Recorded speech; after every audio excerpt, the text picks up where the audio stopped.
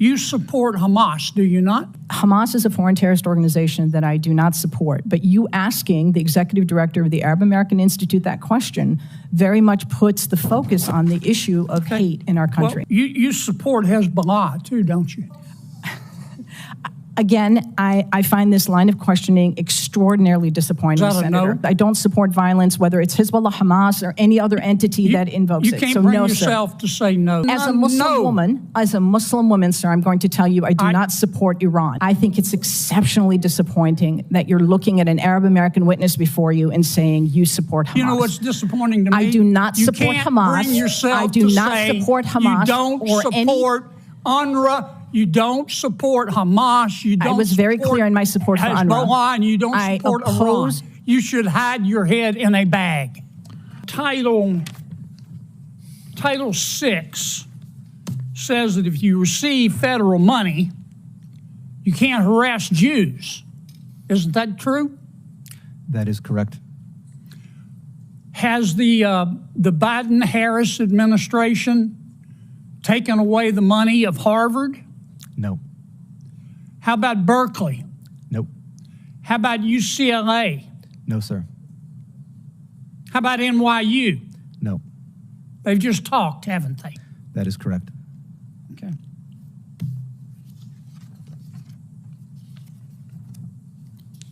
Do you think this condoned behavior at these universities, this condoned belief at these universities, and let me state it again, they believe in diversity, equity, inclusion, and the right to harass Jews. That's what they believe.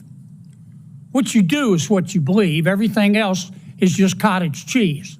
Do you think that is consistent with their mission as universities? Absolutely not. Okay, so above and beyond the question of money, it is the morality, the purpose of higher education in America, is it not? That is correct. Ms. Berry, you are the executive director of the Arab American Institute, is that correct? Correct, sir. Okay. And according to your website, you're also, I'm going to quote here, a longtime Democratic Party activist who served as a member of the 2016 Democratic National Convention's Platform Standing Committee, close quote. Is that correct? That's correct. Okay.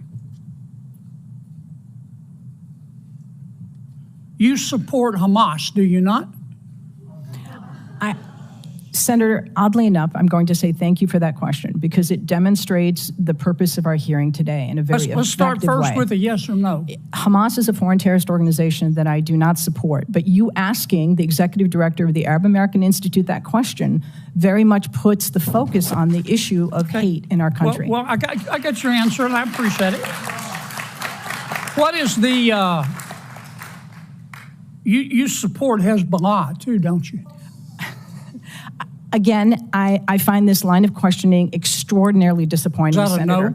That you have Arab American constituents that you represent in your great state. Yes, ma'am, I understand that, but my time's limited, and I apologize, but is that a yes or a no? A yes or no question to do I support Hezbollah? The answer is I don't support violence, whether it's Hezbollah, Hamas, or any other entity that invokes it. You can't so bring no, yourself to say no, can you? No, I can say no. I can say yes. But what I can say is your line of questioning. Do you support or oppose Iran and their hatred of Jews? Again, I'm going to emphasize Iran, Hezbollah, Hamas, none of them is going to, this discussion. You can't bring yourself to say no, can Sir, you? I don't support. It's real simple. Excuse me, I'm going to, if I may, as a Muslim woman, sir, I'm going to tell you I do not support Iran. But what I will tell you is that this conversation. I'm running out of time. I'm sorry. You called our decision to cut funding.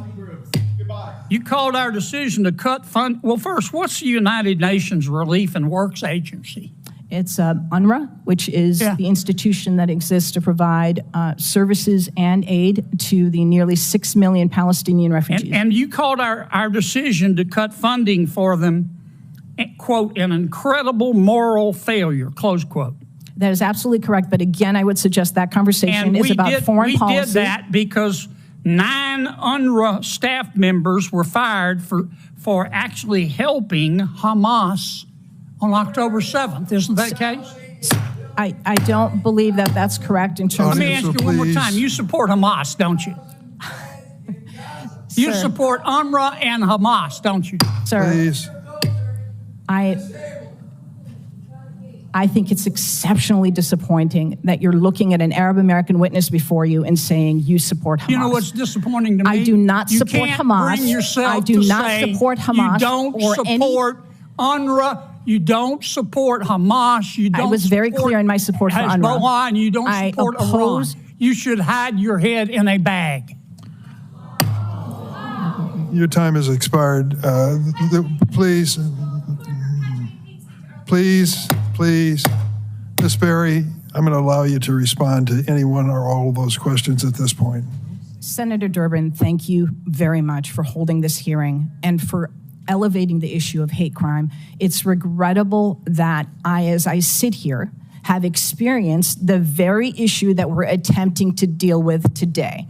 The introduction of foreign policy is not how we keep Arab Americans or Jewish Americans or Muslim Americans or Black people or Asian Americans, anybody safe. This has been regrettably a real disappointment, but very much an indication of the danger to our democratic institutions that we're in now. And I deeply regret that, and I do hope that my testimony today has been helpful to understanding the need to respond to hate.